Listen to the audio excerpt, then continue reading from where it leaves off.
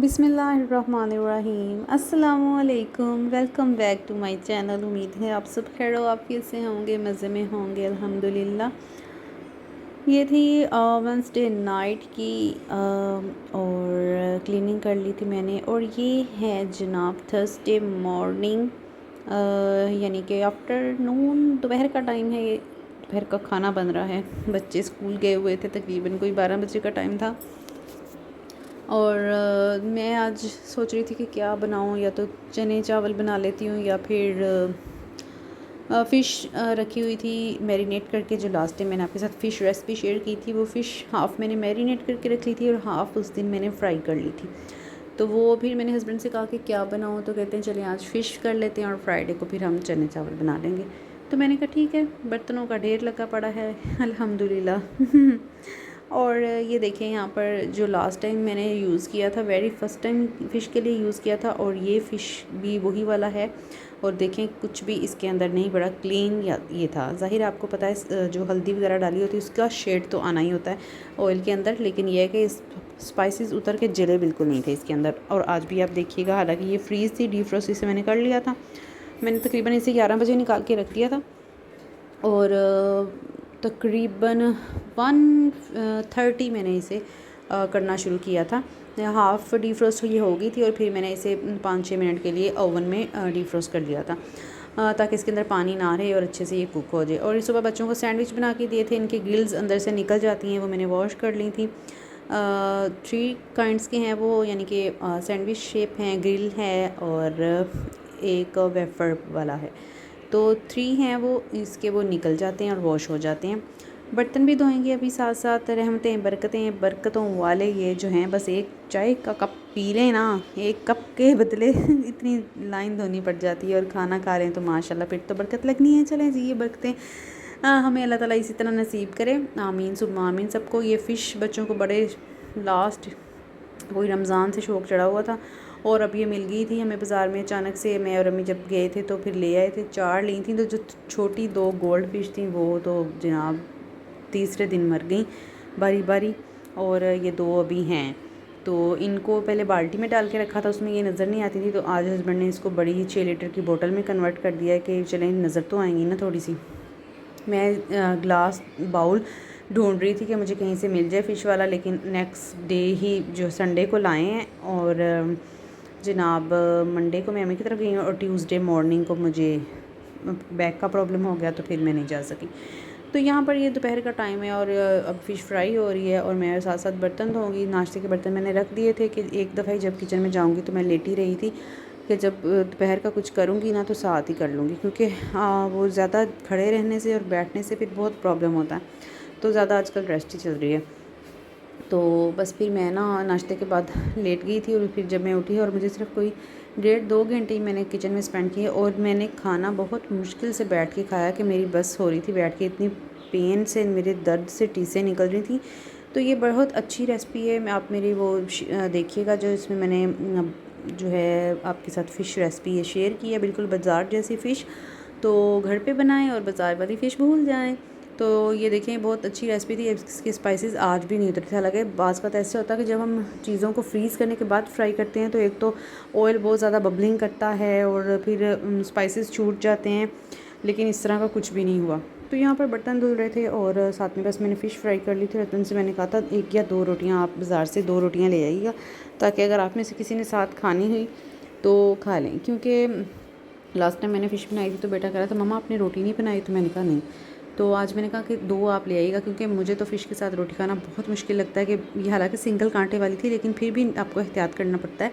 तो वो पहले आपने निकाल के प्लेट भरनी होती है, फिर आपने खाना होता है। तो मेरे से तो बिल्कुल नहीं होता कि पहले मैं नीट करती जाऊँ और फिर एक निवाले में लगा के खाऊँ, तो मुझे टफ़ लगता है।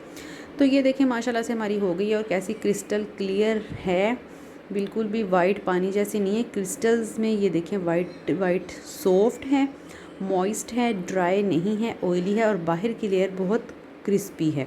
यहाँ पर मेरे से बैक वॉल्यूम म्यूट हो गया, अदरवाइज़ यहाँ पे जब मैंने इसे तोड़ा था तो इसकी क्रंचीनेस की वॉल्यूम जो थी वो आ रहा था। तो ये आप भी ये रेसिपी ज़रूर ट्राई करिएगा, थोड़ी सी चेंज है और आपको भी अच्छी लगेगी। साथ में मैंने वही पुदीना मिंट इमली की चटनी और ग्रीन चटनी बना ली थी और ये बहुत मज़े की इस तरह से लंच हो गया था। तो मैंने अब आपके साथ आज एक और आइडिया शेयर कर रही हूँ होम गार्डनिंग, किचन गार्डनिंग का, तो वो भी आपसे शेयर करती हूँ। और आप आज लंच में क्या बना रहे हैं, और आपकी साइड पे मौसम के हालात सुनाएं कैसे जा रहे हैं। हमारी साइड पे स्मॉग ने काफ़ी प्रॉब्लम किया हुआ है, कफ़ फ्लू बच्चों को हो रहा है, केयर करने की ज़रूरत है। आपसे मैंने पहले भी कहा था, और एक कहवा मैं आपसे शेयर भी करूँगी, वो भी आपने देना है बच्चों को, और उनको केयर करवाएं, क्योंकि कभी गर्मी लग रही है, कभी सर्दी लग रही है, मौसम की अभी कुछ समझ नहीं आ रही। लेकिन हमने फ़ैन तो बंद कर दिए हैं, जब फ़ैन ऑन करें तो फिर सर्दी लगती है। तो मच्छर से भी एहतियात करना है, क्योंकि डेंगू वगैरह भी काफ़ी मतलब वायरल हो रहा है। तो एहतियात करनी है, बच्चों को फुल स्लीव्स ही पहनाएं, यूनिफॉर्म में भी जब बच्चे जाते हैं अंडर उनको वेस्ट वगैरह पहनाएं, राउंड नेक उनको हाई नेक्स पहनाएं। तो केयर करें, क्योंकि ये जो आने वाली सर्दी होती है, तब जब वेदर चेंज हो रहा होता है तब बहुत ज़्यादा इफ़ेक्ट्स होते हैं हेल्थ पे। और जब फिर दोबारा से वेदर चेंज होगा, यानी कि मौसम सरमा ख़त्म हो रहा होगा और मौसम गर्मा का आगाज़ होगा, तो तब भी वेदर चेंजिंग से बहुत ज़्यादा प्रॉब्लम्स होते हैं। तो मदर्स तो इंशाल्लाह करती ही हैं केयर अल्हम्दुलिल्लाह। तो लेकिन ये है कि छोटी छोटी बातें हैं जो हम यूट्यूब फैमिली एक दूसरे से शेयर कर लेती हैं, तो किसी के अच्छा सा टोटका मेरे काम आ जाएगा, और मेरा कोई अच्छा टोटका में भी किसी के लिए बेनिफिशियल हो। तो ये धोने वाला कपड़ा, क्योंकि हस्बैंड 2 दिन बर्तन धोते रहे हैं, तो फिर आपको पता है कि वो वॉश नहीं हुआ, तो सर्फ से मैं धोऊँगी। रात को मेरा बिल्कुल मूड नहीं था बर्तन धोने का, लेकिन फिर भी मैंने ना रात को नीट एंड क्लीन करके ही सोए। हस्बैंड कह रहे थे मत धो, सुबह धो लेना, तो मैंने कहा सुबह भी तो मैंने ही धोने हैं। 2 दिन उन्होंने धोए थे, लेकिन मैंने खुद ही उन्हें रिलीफ दे रही थी, क्योंकि सारा दिन बाहर खपने के बाद फिर किचन का काम करना काफ़ी टफ़ था। तो मैंने कहा भाई स्पेशल, मैंने उन्हें कहा कि आप बस चाय बना लाएँ और इसको मत करिएगा, मैं कर लूँगी। तो आज है फ्राइडे मॉर्निंग, और ये दोपहर को मैं कोई 12 बजे तक बिल्कुल फ्री फिर रही थी। मैं नाश्ता करने के बाद हस्बैंड की डिमांड पे मैंने उनको पराठे बना के दिए, जबकि मैंने बिल्कुल कोरा जिहा जवाब देता सी कि मैं पराठे नहीं बनाने, मेरा लक टुटा पिया ते तुहानूं पराठे खांदी पई आ। लेकिन जनाब फिर उनके हिस्से का आटा पड़ा था, तो मैंने खामोशी से बना ही दिए। मैंने कहा चलें, क्या याद करेंगे, क्या हसीन खूबसूरत ताबेदार बीवी मिली है आपको। तो फिर मैंने दोपहर को अब दाल चावल बना रही थी, चावल आज बॉयल कर रही हूँ, डिफरेंट सी रेसिपी के साथ आपके साथ शेयर कर रही हूँ। क्योंकि बाज़ का तो होता है ना, चावल फीके फीके से लगते हैं, आपको बॉयल आपका दिल नहीं कर रहा था। लेकिन आपको मैंने पहले भी बताया कि घर में अगर आपके हैं डायबिटीज़ पेशेंट, तो फिर आपको केयर करनी है, बॉयल चावल खिलाएं अगर वो खाना ही चाहते हैं। तो मैंने फिर इस तरह से बॉयल कर लिए थे चावल। यहाँ पर थोड़ा सा ऑयल लिया, जब मैंने दम लगाना था उसको मैंने थोड़ा सा कड़कड़ा लिया। मैंने उसमें ज़ीरा, उसमें हरी मिर्चों का पेस्ट बना के डाल दिया। उसमें थोड़ा सा हाफ पिंच डालूँगी मैं गरम मसाला, और 1 टीस्पून मैंने डाल दिया था नमक, ताकि थोड़ा सा टेस्ट और आ जाए। क्योंकि जब हम पानी बॉयल करते हैं तब भी डालते हैं जब चावल बॉयल करते हैं, लेकिन वो तो फिर पानी चला जाता है, तो इतनी ज़्यादा नमक का जो टेस्ट होता है वो चावलों में नहीं रहता। तो हल्के से नमकीन तो होते हैं वो, लेकिन वो नहीं रहता। तो मैं चाह रही थी तड़के टाइप ही अब बन जाए। तो अगर आप सिर्फ ग्रीन चिलीज़ और का पेस्ट बना के और सिर्फ नमक डालकर अगर आप सब्जियों वाला पुलाव या सिंपल आलू वाले चावल बनाएं, तो वो भी यकीन करें बहुत मज़े के बनते हैं।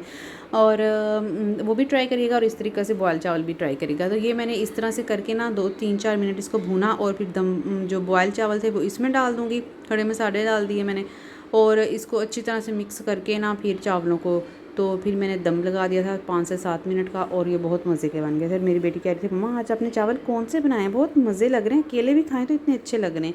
हालांकि बॉयल चावल थे, लेकिन वो नमक और जो ग्रीन चिलीज़ ने थोड़ा सा उसका फ्लेवर इन्हेंस कर दिया था, वो बहुत अच्छा लग रहा था। तो अगर आपको भी फीके फीके बॉयल चावल नहीं पसंद, तो इस तरीके से बॉयल चावल करिएगा, और ट्राई करके बताइएगा कमेंट करके कि आपको कैसी लगी रेसिपी। और साथ में चने तो फिर बन ही रहे थे, उनकी रेसिपी भी मैंने शेयर की थी। आज बहुत सिंपल तरीके से बनाए थे। मुझे आजकल शौक़ चढ़ा हुआ है गार्डनिंग का, किचन गार्डनिंग का। तो बाहर क्यारियाँ भी बनी हुई हैं, लेकिन बस कुछ ना कुछ मसरूफ़ियत, कभी कुछ तो। लेकिन आजकल मेरा फुल फोकस ना उन चीज़ों पे है कि मेरा दिल करता है मैं सिलाई करूँ, मेरा दिल करता है मैं आर्ट एंड क्राफ्ट करूँ, मेरा दिल करता है मैं गार्डनिंग करूँ। तो मैं कहती हूँ कि कुछ ना कुछ करूँ। लेकिन घर की ज़िम्मेदारियाँ भी हैं, बच्चों की रिस्पॉन्सिबिलिटीज़ भी हैं, उनके रिवीजन टेस्ट चल रहे हैं, फिर एग्ज़ाम चलेंगे दिसंबर में, तो बस फिर ये छोटे छोटे काम जो हैं वो हमें पर्सनल अपनी जो ख्वाहिशात हैं उनको ज़रा साइड पे रखना पड़ता है, क्योंकि मेन फोकस आपकी फैमिली, आपके बच्चे, आपका हस्बैंड होता है, तो वो सबसे ज़्यादा आपकी फ़र्स्ट प्रायोरिटी भी आई थिंक वही होने चाहिए। तो मेरी भी वही है फ़र्स्ट प्रायोरिटी। तो अल्हम्दुलिल्लाह ये छोटी मोटी ख्वाहिशें और जो शौक़ हैं वो पूरे होते रहेंगे अल्हम्दुलिल्लाह। यहाँ पर मैंने फिर दम लगा दिया था चावलों में, चनों को भून के पानी लगाकर, तो मैंने फिर प्रेशर लगा दिया था कि शोरबा जल्दी पक जाए और चनों में अगर कसर है तो वो भी हो जाए। यहाँ पे ना मैंने डिस्पेंसर जो बोटल्स होती हैं, जो वेस्टेज होती हैं, वो मंगवा ली थी और उनको दरमियान में से हस्बैंड से कट करवा लिया था। आपको दिखाती हूँ ताकि उनमें मैं इनको एज ए गमले के तौर पर यूज़ हो जाऊँ और कॉस्ट फ्री ये जो आइडिया है। इवन के 1.5 लीटर बोटल्स, 500 ml बोटल्स भी आप यूज़ कर सकते हैं। तो ये देखिए, ये नीचे मैं सोच रही थी कि दरमियान में एक स्टिक लगा के इसका मुंह फंसा दूंगी तो ये डबल लेयर बन जाएगा, नीचे भी फूल लगेंगे, ऊपर वालों में फूल तो वो ऐसे निकलेंगे बाहर, तो डबल लेयर सा बन जाएगा। और अगर चाहूँ तो इसको स्टैंड भी बना सकती हूँ और ऊपर इसको मैं रख लूँ, तो दोनों तरह से चलेगा। तो आपको आइडिया कैसा लगा आप बताइएगा, जब मैं इसको बनाऊँगी करूँगी तो आपको दिखाऊँगी। दुआ में याद रखिएगा, अपना ख्याल रखिएगा, लाइक सब्सक्राइब करिएगा। अल्लाह हाफिज़।